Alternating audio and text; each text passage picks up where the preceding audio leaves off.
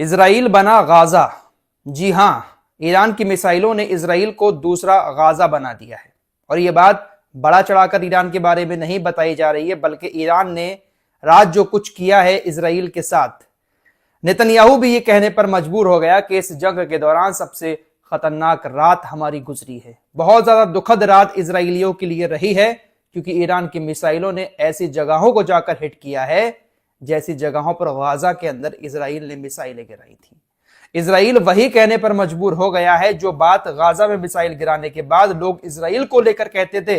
Israel से वैसे ही तस्वीरें सामने आई हैं जिस तरह की तस्वीरें गाजा पर हमले होने के बाद गाजा से सामने आती थी। मेरे दोस्तों, सबसे बड़ी खबर, सबसे पहले डिमोना जो एक एरिया है इजराइल का, अपने यहां पर रात के तकरीबन 12 से 1 बजे का टाइम था जब ईरान की तरफ से बहुत सारी मिसाइलें डिमोना की तरफ छोड़ी गईं। अब न जाने कौन सी मिसाइल ईरान ने छोड़ी थी कि इजराइल के एयर डिफेंस सिस्टम को चकमा देकर डायरेक्ट डिमोना एरिया में जो रिहायशी इलाका है वहां पर जाकर गिरी। बाकायदा वीडियोस भी सामने आए। 2 एयर डिफेंस सिस्टम मिसाइलें इजराइल की आ रही थी, दोनों को चकमा देकर मिसाइल ऐसी दंदनाती हुई जाकर गिरी कि इजराइल के एयर डिफेंस सिस्टम बस देखते रह गए। डिमोना में सिर्फ एक मिसाइल ने ईरान की तबाही मचा दी। एक ही मिसाइल से इतने ज्यादा लोग घायल हो गए, इतनी ज्यादा बिल्डिंगों को नुकसान हुआ कि इजराइल घबरा गया। यह डिमोना वो एरिया है जहां पर इजराइल का सबसे बड़ा परमाणु केंद्र भी है।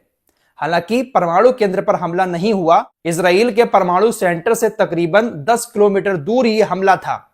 और यह हमला उन जगहों पर किया गया था जहां पर इजरायली परमाणु केंद्र से जुड़े लोग रहते थे। ईरान को ऐसी इंफॉर्मेशन मिली थी कि डिमोना में जो लोग काम करते हैं, कुछ वैज्ञानिक या कोई और कर्मचारी, वो डिमोना के इस एरिया में कुछ अपार्टमेंट में रहते हैं।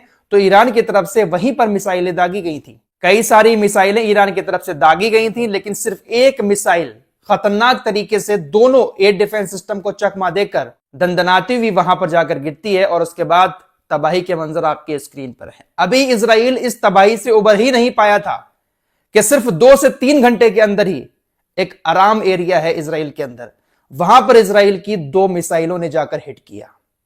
यहां पर भी इजराइल के एयर डिफेंस सिस्टम पूरी तरह से फेल हो गए। ईरान की मिसाइलों को रोकने की बहुत कोशिश की गई, लेकिन 2 मिसाइलें आराम एरिया में जाकर गिरी हैं। और ये मिसाइलें भी वहां पर जाकर गिरी हैं जहां पर इजराइल के लोग रहते हैं, आम जनता रहती है। बड़ी बड़ी रिहायशी बिल्डिंगें बनी हुई हैं, बड़े बड़े अपार्टमेंट बने हुए हैं। तस्वीरें आपकी स्क्रीन पर हैं, आप खुद अंदाजा लगा सकते हैं तस्वीरों को देखने के बाद कि ईरान की मिसाइलों ने किस तरह का इंपैक्ट इजराइल के अंदर डाला है। कुछ ऐसी ही तस्वीरें आपने गाजा के अंदर देखी होंगी, जब इजराइल के लड़ाकू विमान गाजा के अंदर हमले करके आते थे, रिहायशी इलाकों में हमले होते थे। आतंकवाद को खत्म करने के नाम पर इजराइल गाजा की बड़ी बड़ी बिल्डिंगों को इसी तरह से तबाह कर रहा था, जिस तरह से डिमोना और अराद एरिया में ईरान ने मिसाइलें छोड़कर इजराइल को तबाह किया है। दोस्तों, ईरान के इस हमले के बाद हाहाकार मच गया। रिपोर्ट्स के मुताबिक 250 से 300 लोग बुरी तरह से घायल हैं।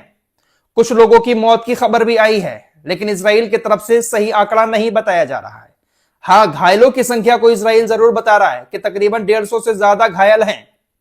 कुछ लोगों की हालत बहुत ज्यादा गंभीर है, लेकिन मौतों का आंकड़ा इजराइल की तरफ से नहीं बताया गया है। बड़े बड़े अपार्टमेंट तबाह हो गए। इतनी बुरी तरह से ईरान ने हमला किया कि खुद बेंजामिन नेतन्याहू के अकाउंट से पोस्ट किया गया कि हमारे फ्यूचर के लिए चल रहे अभियान में ये एक बेहद मुश्किल शाम है। दोस्तों, ईरान ने यह हमला किस मिसाइल से किया था अभी तक ये बात सामने नहीं आई है, लेकिन मिसाइल कोई खतरनाक ही थी। इजराइल की तरफ से ऐसे अनुमान लगाए जा रहे हैं कि शायद ये खुर्रम शहर 4 मिसाइल थी और ये अपने साथ तकरीबन आधा टन वार हेड लेकर आई थी।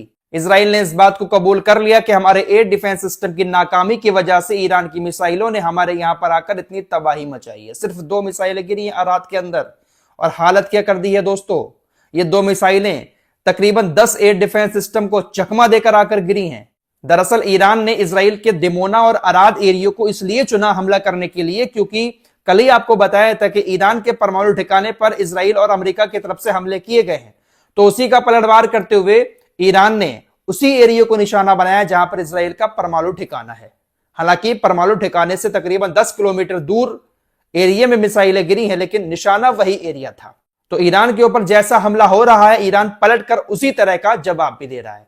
कुल मिलाकर आप इतना समझ सकते हैं दोस्तों, जितना आप इजराइल को अब तक जानते हैं, इजराइल अपनी तबाही बाहर नहीं आने देता है, लेकिन अब मजबूरी बन गई है इजराइल की दुनिया को बताना कि देखिए इस तरह से हमारे आम लोगों को निशाना बनाकर युद्ध अपराध कर रहा है, आतंकवादियों वाला काम कर रहा है ईरान। ये कौन कह रहा है? ये इजराइल कह रहा है। इजराइल भी जब गाजा के अंदर बम गिराता था तो इसी तरह से इजराइल को लेकर भी कहा जाता था कि इजराइल युद्ध अपराध कर रहा है। वक्त कैसे बदला है दोस्तों एकदम से। आज इजराइल अपने लिए यह बात कह रहा है कि ईरान हमारे लोगों को मारकर युद्ध अपराध कर रहा है। इसे कहते हैं असली बदला। फिलहाल ईरान जिस तरह से इन लोगों का सामना कर रहा है, ट्रंप और नेतन्याहू पूरी तरह से बौखलाए हुए हैं। इन लोगों को ऐसा लग रहा था कि ईरान को हम 2-4 दिन के अंदर ही कब्जे में कर लेंगे, लेकिन ईरान कब्जे में आने वाला नहीं है। अब ट्रंप ने ईरान को बहुत बड़ी धमकी दे दी है। दरअसल ट्रंप की तरफ से लगातार बीच में कुछ देशों को डालकर सीजफायर करने की कोशिश की जा रही है। एक तरफ अपनी जीत का डंका बजा रहे हैं सोशल मीडिया पर, वहीं दूसरी तरफ अंदर अंदर सीजफायर भी कर रहे हैं। दुनिया के सामने नाक भी ना कटे, जीत का ऐलान भी कर रहे हैं और अंदर अंदर सीजफायर की कोशिशें भी हो रही हैं। ईरान ने मना कर दिया कि हम सीजफायर नहीं करेंगे, तो अब 48 घंटे की धमकी दे दी है। ट्रंप ने ईरान से कहा है कि आप 48 घंटे के अंदर अंदर स्ट्रेट ऑफ हॉर्मुज को खोल दो। अगर आप स्ट्रेट ऑफ हॉर्मुज को नहीं खोलते हैं तो आपके देश के अंदर जो सबसे बड़ा बिजली का प्लांट है, हम उस पर हमला करेंगे। और अगर हम उस पर हमला करते हैं तो आपके अंदर तकरीबन 90% आबादी अंधेरे में आ जाएगी। ट्रंप ने ईरान को अब इस तरह की धमकी दी है कि आपके देश के अंदर एक आपदा पैदा हो जाएगी, हम आपके सबसे बड़े देश के पावर प्लांट को निशाना बनाएंगे, उसको तबाह कर देंगे, आपका देश अंधेरे में डूब जाएगा। अभी कुछ देर पहले ही यह धमकी आई है ट्रंप की तरफ से। अब ईरान इस पर क्या जवाब देता है वो देखने वाली बात होगी, लेकिन ट्रंप अब इस तरह से धमकी पर उतर आए हैं। पूरी तरह से बौखलाए हुए हैं ये लोग, क्योंकि ईरान को ये लोग रोक नहीं पा रहे हैं। दोस्तों, इजराइल की हालत ऐसी हो चुकी है कि अब इजराइल की तरफ से यूनाइटेड नेशन से अपील की जा रही है कि तुरंत एक इमरजेंसी बैठक बुलाई जाए। ईरान हमारे ऊपर वो मिसाइलें दाग रहा है जो मिसाइलें पूरी दुनिया के अंदर बैन है, कनस्टर मिसाइलें। तुरंत एक इमरजेंसी मीटिंग यूनाइटेड नेशन से बुलाए और ईरान को रोके। ये कौन कह रहा है? ये इजराइल कह रहा है। किससे कह रहा है? यूनाइटेड नेशन से। उस यूनाइटेड नेशन से जिसको इजराइल आतंकी संगठन बताता है। यूनाइटेड नेशन से अब अपील की जा रही है कि भैया रोक लो, कनस्टर मिसाइलें क्यों मार रहा है हमारे ऊपर ईरान, ये तो पूरी दुनिया में बैन है। तो ईरान ने इजराइल की कुछ इस तरह की हालत कर दी है। वहीं दोस्तों, इन अरबी देशों ने तुर्की को बीच में डालकर ईरान को धमकाया है। हाकन फिदान जो तुर्की के विदेश मंत्री हैं, उनकी तरफ से कहा गया है कि अरबी देशों ने हमसे कहा है कि बस ये आखिरी मौका है, अगर ईरान हमारे ऊपर इसी तरह से हमले करता रहा तो हमें मजबूरी में आकर तमाम लोगों को एक साथ मिलकर इजराइल अमेरिका का साथ देकर ईरान के ऊपर हमले करने पड़ेंगे। जी हां, तुर्की के विदेश मंत्री हाकन फिदान ने यह बात कही है ईरान से कि तमाम अरबी देश आपके ऊपर हमला करने की बात कर रहे हैं। अगर इसी तरह से ईरान हमले जारी रखता है तो हम ईरान के ऊपर हमला करेंगे। ईरान इस टाइम किसी की नहीं सुनना है दोस्तों। कोई भी आ जाए ईरान के सामने, किसी की नहीं सुन रहा है, चाहे वो अमेरिका हो, तुर्की हो, कोई भी तुर्रम खां आ जाए, चाहे उसके परमाणु ठिकाने को निशाना बनाया जाए, चाहे पावर प्लांट को, चाहे वाटर प्लांट को, लेकिन ईरान सुन किसी की नहीं रहा है। ईरान की मिसाइलें न जाने कहां से नीचे से निकल रही हैं, सुरंगों के अंदर ही ईरान ने लॉन्चर रखे हुए हैं। फिलहाल डिमोना और अराद के अलावा बेन गुरियन हवाई अड्डा है जो तेल अवीव का, वहां पर भी तेल के कुछ भंडारों पर ईरान की मिसाइलों ने हिट किया है। ड्रोन और मिसाइलें छोड़ी थी, एक आध मिसाइल वहां पर हिट हुई है, ये जानकारी ईरान की तरफ से दी गई है। लेकिन दोस्तों, डिमोना और अराद एरिया में जिस तरह से इजराइल का एयर डिफेंस सिस्टम नाकाम नजर आया ईरान की मिसाइलों के सामने, इससे ईरान की ताकत साफ नजर आ रही है। कितनी खतरनाक मिसाइलें हैं ईरान के पास। अगर बीच में ये तमाम देश रोकने की कोशिश ना करें तो न जाने कितनी सारी मिसाइलें आएंगी इजराइल की तरफ। बहुत सारी मिसाइलें जॉर्डन रोक लेता है, इराक, सीरिया, इन तमाम जगहों पर रोक ली जाती हैं। जो मिसाइलें इनसे बचकर इजराइल की तरफ आती हैं तो वहां पर इजराइल रोक लेता है। एक मिसाइल या दो मिसाइल काफी हैं इन लोगों के लिए, इतना सा तो है ही इजराइल।